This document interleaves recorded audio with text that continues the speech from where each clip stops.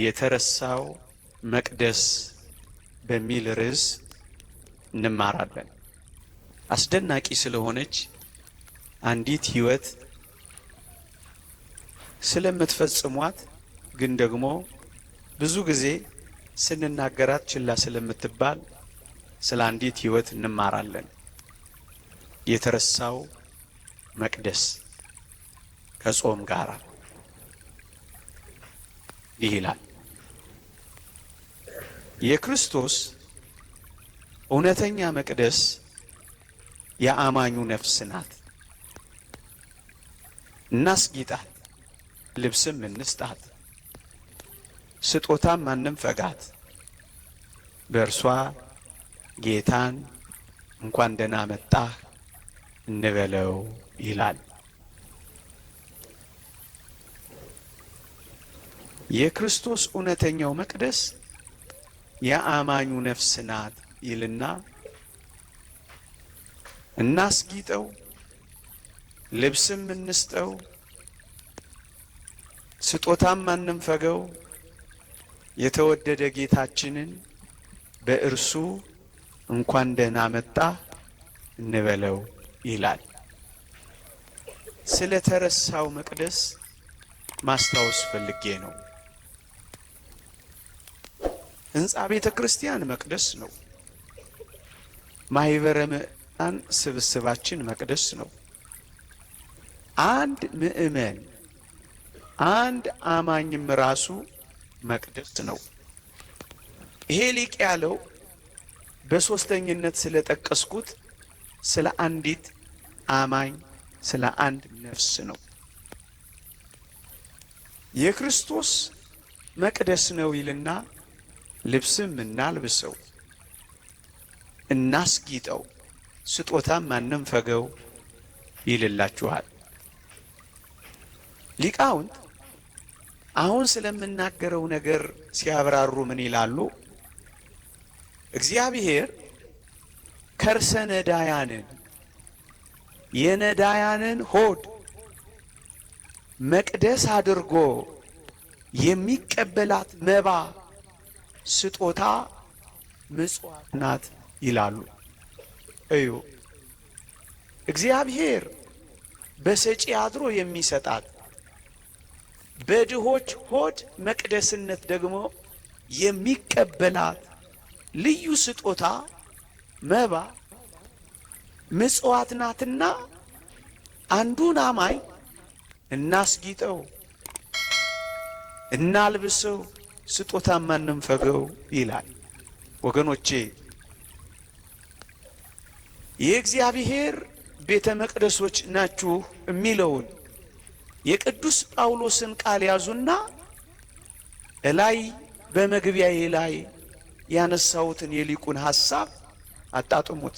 ይኸውም በነባቢት ቤተ መቅደስ በድሆች ሆድ ውስጥ ለእግዚአብሔር የምትቀርብ ተቀባይነት ያላት ቁርባንማ የክርስቲያኖች ምጽዋት ናታ። እንደ ስጦታ የሚቀበላት በሚናገር መቅደስ በአማኝ ነፍስ ሆድ ውስጥ ሆኖ የሚያሸታት መልካሟ ቁርባን ምጽዋት ናት ይላሉ አባቶቻችን። ወገኖቼ እጅግ ደስ ስለሚለው ስራችን ጥቂት ልመስክር። እግዚአብሔር ይመስገን በዚህ ዘመን ያረጀ ቤተ መቅደስ እያደስን ነው። እግዚአብሔር ይመስገን። በዚህ ዘመን እግዚአብሔር ይመስገን የፈረሰ መቅደስ እየሰራን ነው። እግዚአብሔር ይመስገን። በዚህ ዘመን ባለፉት ጥቂት ዓመታት እንደምታስታውሱት በጅጅጋ እንኳን 5 በአላውያን በአረማውያን የተቃጠሉ መቅደሶቻችንን በአንድ ዓመት ውስጥ ሰርተናል። እግዚአብሔር ይመስገን። እግዚአብሔር ይመስገን የተዘጉ መቅደሶችን ከፍተን በዕጣን ሞልተን ሙጃ ሙጃ የሚሸተውን መክፈት ችለናል። ብዙዎች የተዘጋ እየከፈትን ነው፣ እግዚአብሔር ይመስገን። ሰው የሌለባቸውን እየጎበኘን ነው፣ እግዚአብሔር ይመስገን። ለቤተ መቅደስ የጎደለውን እያሟላን ነው፣ እያስጌጥን እያሸበረቅን ነው፣ እግዚአብሔር ይመስገን። ይህ ምንኛ ድንቅ ሥራ ነው ወገኖቼ። በዚህ ዘመን ያለን ሰዎች እየተመሰገንን ነው፣ እግዚአብሔር ይመስገን። እኔ ግን ሌላ የጋየ መቅደስ አሳያችኋለሁ። እኔ ግን ሌላ የተራቆሰ መቅደስ አሳያችኋለሁ። እኔ ግን ሌላ የዘመመ መቅደስ አስጎበኛችኋለሁ። እኔ ግን ሌላ የተዘጋበት ደጅ አሳያችኋለሁ። አዎ እግዚአብሔር ይመስገን። ለዚህኛው መቅደስ ብዙ ተክተናል፣ ግሩም ነው። ግንማ ሌላ የተረሳ መቅደስ አለን። ሌላ የወደቀ መቅደስ አለን። ሌላ የፈረሰ መቅደስ አለን። ሌላ የተዘጋ መቅደስ አለን። ሌላ ሐሩር የበላው መቅደስ አለን። እሱን መቅደስ አሳያችኋለሁ። ምእመናን፣ ስንት ቤተ መቅደሶች እርቃናቸውን ቀርተው ይሆን? ስንት ቤተ መቅደሶች የሚለብሱት አጥተው ይሆን? ስንት ቤተ መቅደሶች የሚያፈስ ጣራ የሻገተ ምሰሶ እንደቀየር ስንቶች ጎርፍ ላይ ያድሩ ይሆን? ስንቶች ከላይ ዶፍ ከስር ጎርፍ እየወረደባቸው ይሆን? ስንት መቅደሶች። እነዚህን መቅደሶች አረሳናቸው ይሆን? ስንት መቅደሶች ጋይተዋል። ስንት መቅደሶች ፈርሰዋል። ስንት መቅደሶች አዘመመዋል። ስንት መቅደሶች ጎዳና ላይ ወድቀዋል። ስንት መቅደሶች በረሃብ ምክንያት ጠውልገዋል። ስንት መቅደሶች በዚህ ክረምት ብቻ በብርድ ስንቶች ሞተዋል። የአዲስ አበባን ስታስቲክስ ማየት ትችላላችሁ። እንደውም ይሄ ትምህርት ለክረምትም ይሆናል። ቱቦ ስር የሚያድሩ ስንት ቤተ መቅደሶች አሉ። አባ ከና ሚል ያጡ፣ ብርድ ልብስ የሚያለብሳቸው የተነፈጉ፣ ብርድ አንጀታቸው ውስጥ ሲገባ ቤንዚል እየሳቡ የሚፈርሱ ስንት ሕፃናት ብሔራዊ ቲያትር ቆመዋል። ወገኖቼ እና መቅደሶች አልተረሱም ልትሉኝ ነው? እና መቅደሶች አላረጁም ልትሉኝ ነው? እና መቅደሶች አልጋዩም ልትሉኝ ነው? እና መቅደሶች አልፈረሱም ልትሉኝ ነው? ስለዚህኛው ቤተ መቅደስ ማሰባችን አያስወቅሰንም። ያ መቅደስ ግን መርሳታችን ያስወቅሰናልና ነው የተረሳው ቤተ መቅደስ ያልኳችሁ። እዩ፣ በቅዱስ ዮሐንስ አፈወርቅ ዘመን ደሃ ወገናቸውን እየረሱ፣ ልብ በሉ፣ ደሃ ወገናቸውን እየዘነጉ ከእግዚአብሔር ዋጋ የሚያገኙ እየመሰላቸው ቤተ ክርስቲያንን የወርቅና የብር ማከማቻ አድርገዋት ባየ ጊዜ ሊቁ ቅዱስ ዮሐንስ አፈወርቅ ተበሳጨ፣ መንፈሱም ተናደደበት እና ምን አለ መሰላችሁ? የሱን ቃል በቃል ነው ማነብላችሁ። ቁም ነገሩ ደሃ ወገናቸውን ረስተውታል። የእግዚአብሔርን ቤተ መቅደስ ግን በወርቅና በብር መከማቻ አድርገውት ሊበላሽ ደርሶ አይቶታል እና ምን አላቸው መሰላችሁ? ደሃ ወገንህ በረሃብ እየማቀቀ አንተ የጌታን ቤዛ በወርቅና በብር ዕቃዎች ብትሞላው ጥቅምህ ምንድነው? ነገር ግን አስቀድመህ ደሃውን አብላው፣ ደሃውን አጠጣው፣ እንዲሁም አልብሰው ይልና በመቀጠል ማዕዱን መንበሩን በፈለከው መልክ በወርቅም ይሁን በብር አስጊጠው። መጀመሪያስ እዚያ ጋር የወደቀውን፣ መጀመሪያስ እዚያ ጋር የተራበውን፣ መጀመሪያስ እዚያ ጋር የተራቆተውን እሱን መጀመሪያ፣ ከዛስ ከፈለክ በወርቅ፣ ከፈለክ በብር፣ ከፈለክ በእንቁ፣ ከፈለክ በያስፔድ በፈለከው አስጌጠው አለ። መጀመሪያ ግን ያኛውን መቅደስ አትርሰው። እንደውም ይቀጥልና ለጥሙ ጠብታ ታክል ቀዝቃዛ ውሃ እንኳን ሳትሰጠው የወርቅ ጽዋን ስጦታ አድርገህ ለእግዚአብሔር ታመጣለታለህ ይላል። እዚያ እኮ ጠብታ ውሃ አጥቷል። አንተ ግን ለእግዚአብሔር የወርቅ ጽዋ በማምጣትህ በጣም ደስ የምታሰኘው ይመስልሃልን ይልና ድሃ ወገንህ አካሉን የሚሸፍንበትን እራፊ ጨርቅ ለድሃ ወገንህ ነፍገኸው መንበሩን ግን በወርቅ ግምጫ ጨርቅ በማስጌጥህ ከጌታ ዘንድ የረባ ዋጋ አገኛለሁ ብለህ ታስባለህ? እንዲህ በማድረግ አምላክህን በስጦታ ልትሸነግለው ትፈልጋለህ ይላል። ምን ማለት ነው? እዩ፣ እዚያ ጋር የወደቀው ድሃ ወገንህ እሱ ራሱ አንዱ የክርስቶስ አካል ነው ይላል ሲያብራራ። ምክንያቱም ብራብ አበላችሁኝ ወይ? ራሱን። ብጠማ አጠጣችሁኝም ወይ? ራሱን።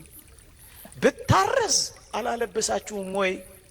ድሃውን እኔ እያለ አካሉ ካደረገ ይላል። እዚህ በወርቅ ሐር ያስጌጥከውን ስጋ እዛ ጋር አራቅተዋልና እዚህም እዚያም አልብሰው። እዚህ ያከበርከውን ስጋ እዛ ጋር ለምን አራቆትከው? ያንንም ስጋዬ ይሄንንም ስጋዬ ይለዋል እኮ። ታዲያስ በዚያ በኩል አራቁተዋል፣ በዚህ በኩል ግን አክብረዋል። እግዚአብሔር በዚህ ደስ የሚሰኝ ይመስልሃል ብሎ ነው የሚወቅሳቸው። የተወደዳችሁ ኦርቶዶክሳውያን አስቀድመህ ድሃ ወገንህን አስበው፣ መግበው፣ አልብሰው፣ ከዚያም ስጋውንና ደሙን ባህር ጨርቅ አክብረው። በዚያ ያከበርከውን በዚያ ታራቁተው። ይህን ስጋዬ እንዳለው ያንን ደግሞ አካሌ ብሎታልና ይለዋል። የተወደዳችሁ ኦርቶዶክሳውያን አያችሁ፣ የተረሳውንም መቅደስ አስታውሰው፣ ይሄንንም ደግሞ አክብረው። ያንን ዘለው ይሄን ብቻ ብታደርገው አምላክህ ደስ የሚሰኝብህ አይምሰል፣ ወይም በስጦታ ልትሸነግለው አትፈልግ ነው የሚለው። ይሄንን እያከበርክ ያኛውንም አትርሳው፣ ያኛውን ሳትረሳ ይሄንንም አክብረው። ኦርቶዶክሳውያን እስኪ የምር እንነጋገር። እንደ ክርስቲያን እንደ ኦርቶዶክሳውያን ድግሶቻችን፣ ሰርጎቻችን፣ በዓላቶቻችን፣ የቤተ ክርስቲያን ድግሶቻችን እንኳን ሳንቀር እስኪ እንነጋገር። የምንጠራቸው ሰዎች፣ የምንሰጣቸው የፊት ወንበሮች፣ ከተዘጋጀው ማዕድ እፍታውን ከላይ የምናወጣላቸው እነማን ናቸው ወገኖች? እስኪ የምር እንነጋገር። እርግጠኛ ነኝ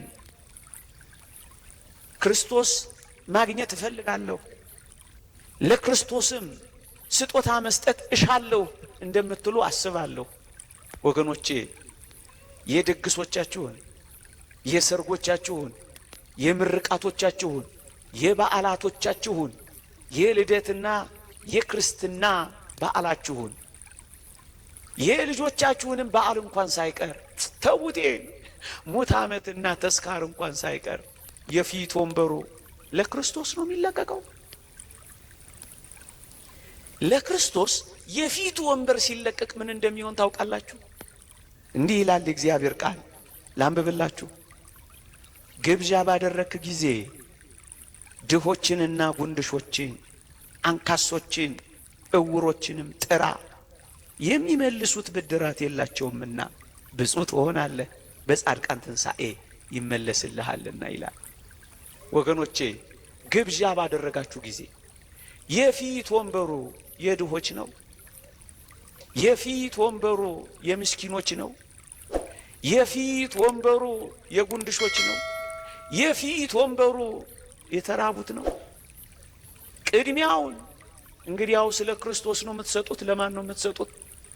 ወገኖቼ እውነት እንነጋገር ከተባለ ክርስቶስማ በዘበኛ ይባረር የለ በዚህ ዘመን። እውነት አሰብ በራችንን እንዘጋና እኛን የመሰሉትን እንጠራና አንጥራ እያልኩ አይደለም። እኛን የመሰሉትን እንጠራና ክርስቶስስ በር ይዘጋበታል፣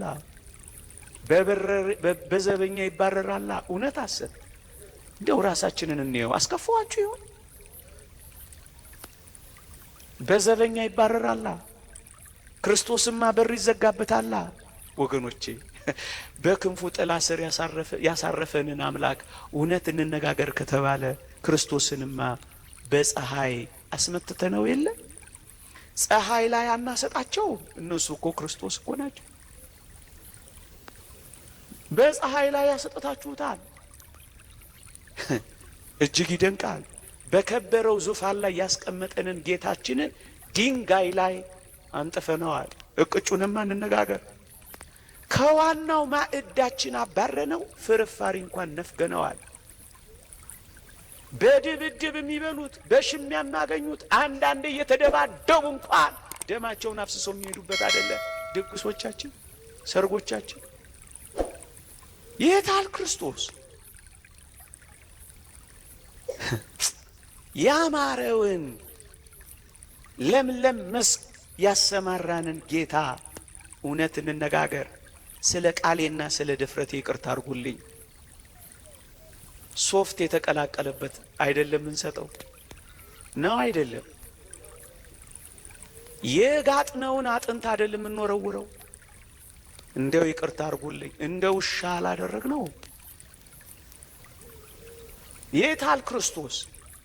የታሉ ድሆች? የታል ያ መቅደስ? የታል ይሄ ህይወት? የታል ይሄ ክርስትና? እውነት ነው ውሸት ነው የምንኖረው? አልተረሳም፣ አልተተወም፣ አልተባረረም። እመኑኝ። ደግሞም ታውቃላችሁ በዚህ ዘመን ትርፍራፊ እንኳን ያለ ዋጋ ማግኘት አስቸግሯል። ትልልቅ ሆቴሎች ትርፍራፊን እንኳን ለድሃ በገንዘብ መሸጥ ጀምረዋል። ምን ማለት ነው? የፊቱ ወንበር ከክርስቶስ ተባሯል። እውነት እንነጋገር ከተባለ እንዲህ አይደል እየኖርን ያለ? አልተረሳም ክርስቶስ? ሲተርፍ የምንሰጣቸው፣ ሲሻግት የምንወረውርላቸው፣ ቅራሪውን የምንጥልላቸው አይደለንም? ያችን እንደውም ሊቁ ቅዱስ ዮሐንስ አፈወርቅ ዳግመኛ እንዲህ ይላል፣ በረከቱ ትደርብንና በሞቴ ስሙኝ። እንዲህ ይላል፣ አንተ ከተገቢው በላይ ትመገባለህ። እየሰማችሁት ነው? እንዳይከፋችሁ። ቢከፋችሁስ እውነት ከመነገር ወደ ኋላ ይባላል። እንድንሰራው እኮ ነው። እውነት አሰብ ከጾም ጋር አላልኳችሁ? ከምን ጋራ? ከምን ጋራ? ከጾም ጋራ አብሮ የሚወሰድ አላል። አንዳንዴ ጨጓራ እንዳይነካ እያሉ አብሮ የሚሰጡት ከጾም ጋራ። አንተ ከተገቢው በላይ ትመገባለህ። ክርስቶስ የሚያስፈልገውን እንኳን አልበላም። አንተ የተለያዩ ኬኮችን ትበላለህ። ክርስቶስ የደረቀ የዳቦ ቁራሽ እንኳን አልበላም። አንተ የተጣራ የወይን ጠጅን ትጠጣለህ። እሱ ቀዝቃዛ ኩባያ ውሃ እንኳን አልሰጠኸውም። አንተ በለሰለሰና በተለበጠ አልጋ ትተኛለህ። ነገር ግን እርሱ በውጭ ሆኖ በቁር ያልቃል። አንተ ለክርስቶስ የሆኑትን ገንዘቦች ሁሉ ጨርሶ ወስደሃል። ለምን መሰላችሁ? ከነዚህ ከታናናሾቹ ለአንዱ ስላላደረጋችሁ ለእኔ አላደረጋችሁም ስላለ እኮ ነው። የወደቀውን ረግጠ የገባው እኮ ክርስቶስ ነው። ለእኔ አላደረጋችሁም። ምእመናን ማንንም መውቀሴ አይደለም። በዚህ ትምህርት ያላቸውን ለማሳፈር ፈልጌ አይደለም ወገኖቼ። ባለጠግነት በራሱ የሚነቀፍ አይደለም። እንዲህ አይነት ትምህርት ስናስተምር ባለጠጎችን የነቀፍን እንዳይመስላቸው። ባለጠግነት በራሱ የሚነቀፍ አይደለም ይላል ሊቁ አውግስጢኖስ። ይልቁንም አብርሃም ባለጠጋ ነበረ ይልና ድሃውን አልዓዛርን ከማቀፍ ግን ባለጠግነቱ አልከለከለውም ይልና ሁለቱም አብርሃምም ድሃው አልዓዛርም በጌታ ፊት ባለጠጎች ነበሩ ይላል። ኢዮብ ባለጠጋ ነበር። ባለጠግነት የሚነቀፍ አይደለም። ባለጸግነትን የምናወግዝም ይመስላችኋል? አይደለም አይደለም ምእመናን። እና ከእንግዲህም አሁን ስናገር ያንን እየነቀፍኩ እንዳይመስላችሁ፣ ጉድለታችንን እንድንሞላ እያሳሰብናችሁ ነው።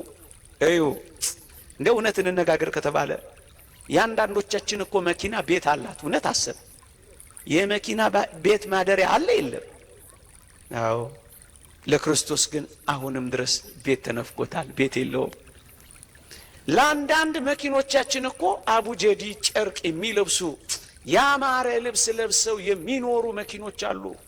ብዙ የክርስቶስ መቅደሶች ግን ልብስ አጥተው ተራቅተው በውርጭና በብርድ የሚያልቁ አሉ። የኛ እኮ ቁም ሳጥን በቅያሪ ልብስ ተጨናንቋል። ምናልባት ልብስ ለመቀየር ጠዋት እኮ 5 እና 10 ደቂቃ ስናወጣ ስናወርድ፣ ከዚያም ደግሞ የሰራተኛይቱ ዕዳ ይሆናል ረፈድፈድ ሲል። የልብሳችን ክምር እንዴት ብዙ ነው! በቁም ሳጥን የተጨናነቀ አለፍም ሲል እኮ እሱ ሲያረጅና ሲጠበን እንኳን ለድሃ የማይሰጥ እኮ ብዙ አለ። ልዋጭና ቅያሪ ዕቃ የምናስገባበት አሁን ግፍ እየተሰራ አይደለም ወገኖቼ? ድሃው ፀሐይና ብርድ ይፈራረቅበታል። አንዳንዶቻችን ግን ሞዴል መኪናዎችና ሞዴል ልብሶች እያፈራረቅ ይኖረናል። ታዲያ ክርስቶስ የታል? ከዕለታት አንድ ቀን ለመቅደስ የምንሰጠው ብር፣ ያውም ደጅ ተጠምተን የምናመጣው ገንዘብ። ተው እንጂ ምእመናን። ድሆች እኮ በዚህ ዘመን የሚደርቡት ብርድ ልብስ አጥተዋል። እኛ በብራንድ ተጨናንቀናል። ድሃው ክርስቶስ ከዋናው ማዕድ ተገፍትሯል። አንዳንዶቻችን ግን መጀመሪያ ስታርተር፣ ከዛ ዋናው ምግብ፣ ከዚያ ደግሞ ዴዘርት። አቤት ጉዳችን!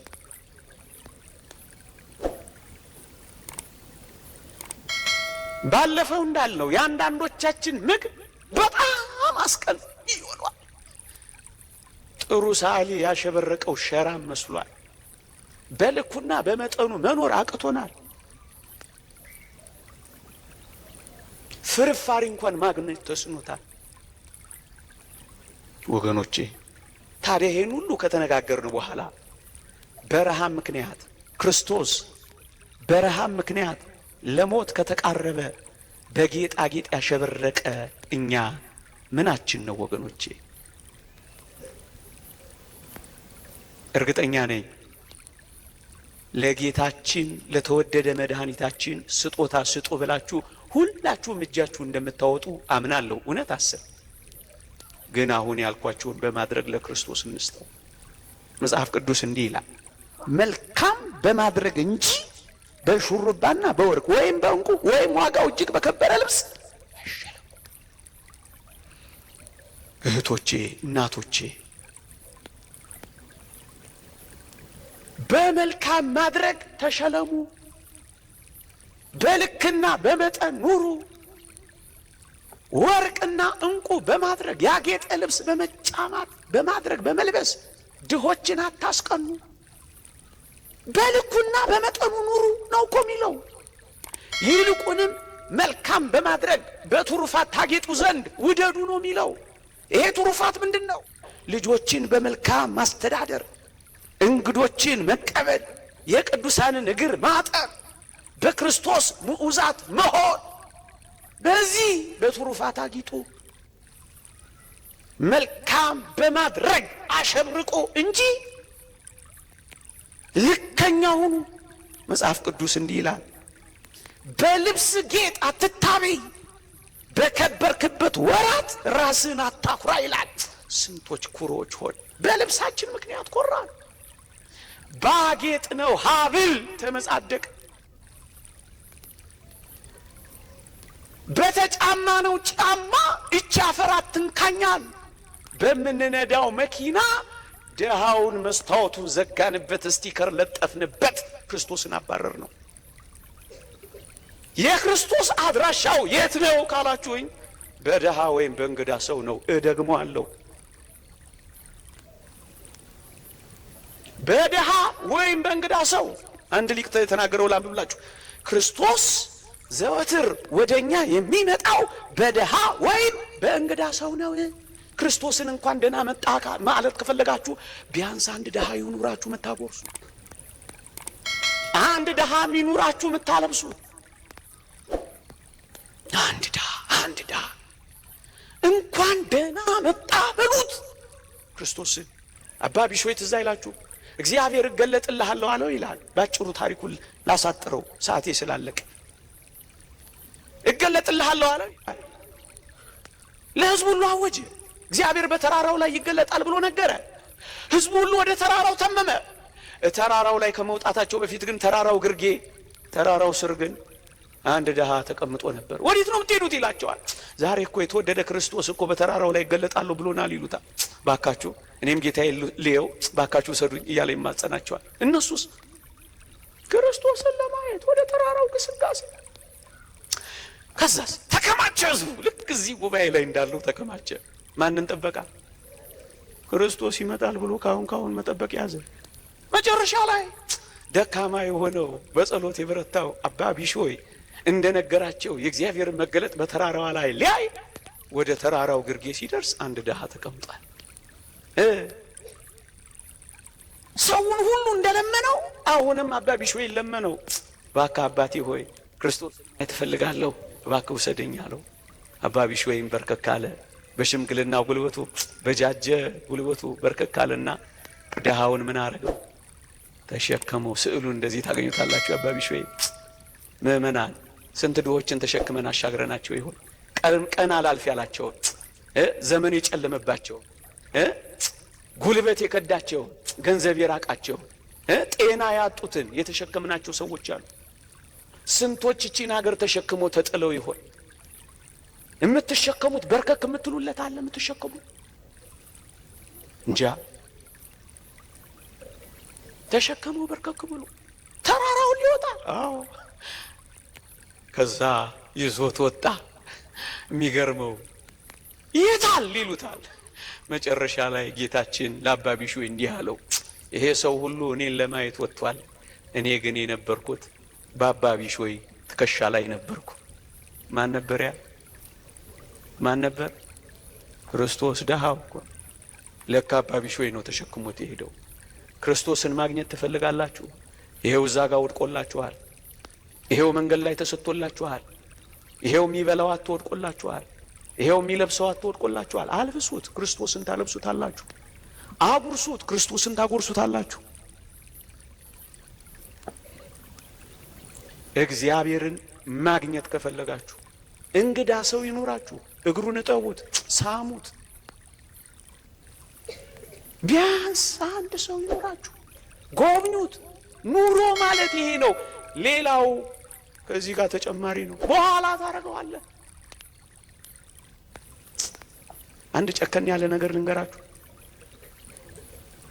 እዚህ እኔና እናንተ ጎረቤት እዚህ ዝቅ ብሎ ቅዱስ እስጢፋኖስ ቤተክርስቲያን የዛሬ 6-7 ዓመት የሰማሁት ታሪክ አለ። ኤፍኤም ሬዲዮ ላይ ጋባዥ አጥማቂ መጥቶ ያጠምቅ ነበር መሰለኝ። እዛ አንዲት ታማሚ ሴት ከገጠሪቱ የሀገራችን ክፍል ታማሚ ናት፣ ልትጠመቅ እዚህ ትመጣለች አሉ። 3 ሕፃናት አሏት። አንዱ የሚጠባ ነው። ታማ መጣች። እየተጠመቀች እዛ ማረፊያ አጣች። ደሳሳ ቤት እንኳን የላት። ከዛስ እዛ አንዱ ጥግ ለካ ታድራለች። እየተጠመቀች ታድራለች፣ ግን ታማሚ ናት። ማን አባከና ይበላት?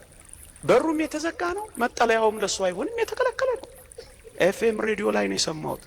ከጥቂት ቀናት በኋላ የዚችን ሴት አንድ ልጇን ጅብ በላባት። ከዛ ወንዝ የሚወጡ ጅቦች ነው ይበሉት። አሁን ክርስቲያኖች አለን ይባላል በዚህ ዘመን። እናንተ ምንድነው ወጉ? የክርስትና ምንድነው ኑሮ? ምንድነው ህይወት? ወገኖቼ ይሄን ሁሉ ስናገር ምን ኖሮ ነው ይሄ ልጅ የሚጨቀጭቀን የሚል ሰው ሊኖር ይችላል። ምናልባት አንዳንዴ በእንዲህ አይነት ሚዲያዎችም ሲተላለፍ ይሄ ሰው ኢትዮጵያ ውስጥ እንዳለን አያውቅም እንዴ ሊሉኝ ይችላሉ። ምን ኖሮ ነው የምንሰጠው? ጤፍ እንደዚህ ገብቶ ምን ኖሮ ነው የምናካፍለው የሚለኝ ሰው ሊኖር ይችላል። ሲሆን እንዲሰጠን እርዳታ ጠይቅልን እንጂ ጭራሽ ስጡ ትላለህ እንዴ ልትሉኝ ትችላላችሁ። አንዳንድ ሰው ካልበለጸገ በቀር መስጠት የማይሆን የሚመስለው ሊቁ ቅዱስ ዮሐንስ አፈወርቅ ግን እንዲህ ይለናል። ሁላችንም ላንብበው በሞቴ ምን ይላል? ድህነትህ የቱንም ያህል ቢሆን እንኳን ይላል 2 ዲናር የለህምን? 2 እግሮች እኮ አሉህ የታመመ ጠይቅበት። 2 ዓይን እኮ አለህ የተሰቃየ እይበት። ቢያንስ ቢያንስ ጣራ እኮ አለህ ዝናብ የሚደበድቡ አስጠልልበት። ዲናር አለህ የግድ ኪስህ ሊሞላ አይገባም። የግድ ቤትህ የሞላ ንብረት ሊኖርህ አይገባም። ከጾም ጋራ ይህንን እናድርጋ። ሀብት የሚባለው በኪስ የሞላው ቦርሳ ያጨቀው ጎተራ የከተተው አካውንት የተቀመጠው ብቻ አይደለም። ከዚያም የሚበልጥ ሀብት እኔ እናንተ ውስጥ አለ። አይና ስንቶች ይጽናናሉ። ፍቅር ብቻ የሚፈልጉ ስንቶች አሉ። አናታቸውን አሸት አሸት የሚያደርግላቸው የሚፈልጉ ስንቶች አሉ። እናንተ ማህበራት ጉባኤ ታዘጋጃላችሁ፣ እሰይ ጥሩ ነው። ስወርድ ስለማፍር ላልነግራችሁ እችላለሁ። ጉባኤ ማድመቅ ብቻ አይደለም። በር የተዘጋባቸው ተባያቸውን የሚያራግፍላቸው ቤታቸውን የሚያጸዳላቸው የሚፈልጉ አሉ። አባከና የሌላቸው አጽድቶ የሚያቆርባቸው የሚፈልጉ አሉ። ጉዞ ብቻ ነው እንዲህ አብዛኞቻችን የምናረገው። የነፍስ ምግብ ብቻ እኮ አይደለም። እዛም የተዘጋባቸው አሉ። ሰፈር ውስጥ ሰብሰብ በሉና እንዲህ አይነት ስራ እንስራ። የተራባ ይኑራ፣ የቁርሳችንን እናጉርሰዋ። ቢያንስ ሌላ ሁሉ ይቅር፣ 5 ሆነን 1 ሰው ያቅተናል። እዩ በሞቴ ደግሞም ሌላ ላሳያችሁ። ቤት ሞልቷቸው የሰው ረሃብ ያዛቸዋል። የሚያጫውታቸው ያጡ፣ መናገር እየፈለጉ ሰሚ ጆሮ ያጡ እኮ አሉ። እፍኝ ጥሬ ሞልቷቸው እፍኝ አስታዋሽ ልብ የሌላቸው ምስኪኖች አሉ። ደም ብዛት ያዞራቸው የሰው ፍቅር የራባቸው ልጆቻቸው ቤት ገዝተውላቸዋል። ልጆቻቸው ግን አይጎበኟቸውም። ምን ያጡ? ሰሚ ጆሮ፣ ፈላጊ ልብ፣ ገስጋሽ እግር ያጡ ብዙዎች ናቸው። ሰው የተራቡ ገንዘብ ኑሯቸው ጆሮ የተነፈጋቸው መብል ልጆች ሞልተዋቸው ወገኖቼ ፍቅር የራባቸው አሉ። እንጎብኛቸዋል እንጎብኛቸዋል እንጎብኛቸዋል እንጎብኛቸዋል። ሐዘን ይሰበራቸዋል። የልጅ ሐዘን ያቃጠላቸው በወር 1 ቀን ማጽናኛ አንተ ስማቸው። ምክንያቱም መክሊት አለሃ። ምእመናን ዕውቀት ኖሮኛል ገንዘብ የለኝም ያልከው አንተ መምህር ሆይ ዕውቀት ካለህ ብር ከሌለህ አንድ ነገር ንገርህ። የድሆችን ልጆች አስጠና። እዚህ ሰንበት ትምህርት ቤት ቱቶር ስጣ። ዕውቀትህን መጽውታ አስተምርበታ። ዕውቀትህ ምጽዋት ትሆናለች። ለድሆች ቤት ካጸዳሽ ጉልበትሽ ምጽዋት ትሆንልሻለች። ሌላውን ሁሉ አታድርግ፣ ሌላውን ሁሉ አታድርግ። ዕውቀት ያጎበጣችሁ ካህናት፣ ንባብ ያደከማችሁ መምህራን፣ ሊቃውንት እባካችሁ ስበኩበት፣ አስተምሩበት። እያላቸው ቁጭ አሉ። እኛ እኮ ቢቸግር ነው አባ ቃላ ቢሉኝ ነበር። ቢቸግር እኮ ነው የቆምነው እኛ አሉ ሊቃውንቱ። አስተምሩበት፣ እግዚአብሔር እንዳይጠይቃችሁ። የንስሐ ልጅ ገስጹበት፣ እግዚአብሔር እንዳይዛችሁ። ብራብ አላበላኸኝም ወይ ብጠማ አላጠጣኸኝም ወይ ሚልሃል። መብል መጠጥ ይሄ ብቻ መሰለ እንዲህ? ወንጌል ካልነገርከው ይኸው በረሃብ አለቀ ሰው። ሌላ አዳራሽ ገባ። አስተምርበት፣ ከራስ ካስተምርበት። አፋቸውን አዘጋበት። የእግዚአብሔር መልእክተኛ ነውና ካህኑ ዕውቀትን ካንተ ይጠብቃሉ ይላል። ከከንፈሮች ዕውቀትን አፍልቅበት።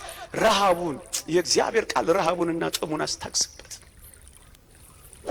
አንተንም ብራብ አላበላኸኝም ወይ ይልሃል ዲያቆኑ፣ ካህኑ፣ መምህሩ።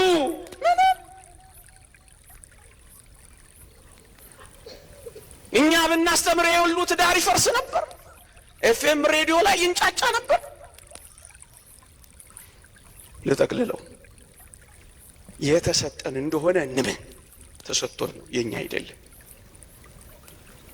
ካለ ገንዘብ ካለ እኔ እንዳካፍልለት በሀብት ላይ የሾመኝ ነው ይበል። ምናልባት በሀብት ላይ ተሾመሃል፣ ግን እንድታካፍል ነው። ሰብስበህ ጨርሰህ የክርስቶስን ገንዘቦች እንድትወስድ አይደለም፣ እንድታካፍል ነው። እንኳን አይደለም ገንዘብ፣ ታላላቅ የእግዚአብሔር ጸጋዎች እንኳን የጋራችን የሁላችን እኮ ናቸው። ፀሐይን ተመልከታት። ማን ነው የኔ ፀሐይ የሚላል? የኛ አይደለም እንላት። ምንጮች የኛ፣ ዛፎች የኛ፣ ፀሐይ የኛ፣ ገንዘባችንም የኛ የጋራችን ነው። ግን ሁላችንም ወስደን ጨረስነው። አንዳንዶቻችን ባጌጠ ልብስ አስቀናናቸው። የጋራችን ነው። በዝናብ የበቀለው በፀሐይ ያበሰለው የእግዚአብሔር ገንዘብ ነው ብለህ በትህትና መጽውተው ይላል ማር ይስሐቅ። የሱ ነው፣ ያንተ ነው፣ ያንተ አይደለም የኔ ነው እንዳትለው፣ የተቀበልከው እንጂ ያንተ መሆንህን እንዳትነግረው፣ ለራስህ ስጠው። መጨረሻ ልጠቅልለው። ሀብታችሁን በጣም ትወዱታላችሁን? ሰፊ ክፍል ነው ላሳጥረው። ሀብታችሁን በጣም ትወዱታላችሁን? ንብረታችሁንስ በጣም ትፈልጉታላችሁን? እንዲያ ከሆነ ብልና ዝገት በማያጠፉት ሌቦችም አጥሩን ምሰው ግድግዳ ጥሰው ግንብ አፍርሰው ጉድጓድ ቆፍረው የማይወስዷት አንድ ቦታ ልጠቁማችሁ። እሷም የድሆች ሆድ ናት። እሷም እግዚአብሔር የሚቀበላት ቁርባን የሆነች ምጽዋት ናት። ጮክ ብዬ ልናገረው፣ ባንክ ከማስቀመጥ በላይ እነዚህ ድሆች ውስጥ አስቀምጡት። አክሲዮን የምትገዙ ሆይ አክሲዮናችሁንም እየገዛችሁ ግን ድሆችንም እየጎበኛችሁ፣ ትልቅ አክሲዮናችሁ የሚሆነው ይሄ ነው። ትልቅ የባንክ ተቀማጫችሁ ይሄ ነው። በአመፃ ገንዘብ እናንተን በመንግስተ ሰማያት እንዲቀበሉ ወዳጆችን አብጁበት። መልአከ ብርሃን ሰላማ የሚባሉ አንድ አባት እንዲህ አሉ ይባላል። በጣም ይበትናሉ፣ በጣም ድሆችን ይመገባሉ፣ በጣም ይጎበኛሉ። እና ምን ሆነ መሰላችሁ? ብዙዎች ተቿቸው። ምን ብለው? እንዴት ነው ገንዘብህን ምን ብጠላ ነው እንደዚህ የምትበትነው አሏቸው አሉ። እሳቸው ምን ብለው ተናገሩ አሉ? እኔም ልጆቼም ኋላ ወደ ምን ሄድበት አስቀድሜ ብሰደው ገንዘቤን ጠላሁት ወይስ ወደድኩት አሉ አሉ። ኋላ ለምን ሄድበት አስቀድማችሁ ስደዱት፣ ገንዘባችሁን ምን ካላችሁት? ከወደዳችሁት እና ይልቁንም በዚህና በሚመጡት ዘመናት እነዚህን ሐሳቦች ካላሰብን በቀር የተቸገር የደከም እየወደቅን እንደምንሄድ አትጠራጠሩ። አንድ ሩሲያዊ ጸሐፊ ካህን፣ ቄስ፣ ኦርቶዶክሳውያን በመጨረሻው ዘመን በምግብ ሰብል ራሳቸውን ካልቻሉ ዓለም ያጠፋቸዋል ይላል። እልቅ እየተጎራረስን፣ እልቅ እየተደጋገፍን፣ እልቅ እየተጎበኛኘን፣ እልቅ አለሁልሽ እየተባባል ይሄንን ዘመን ጠንክረነው እንለፍ። አንረሳሳ፣ አንቷቷው። ይቆየን። የእግዚአብሔር ቸርነት፣ የእመቤታችን አማላጅነት፣ የቅዱሳን በረከት ረድኤት አይለየን። እንድንተገብረው እግዚአብሔር ይርዳን። አሜን።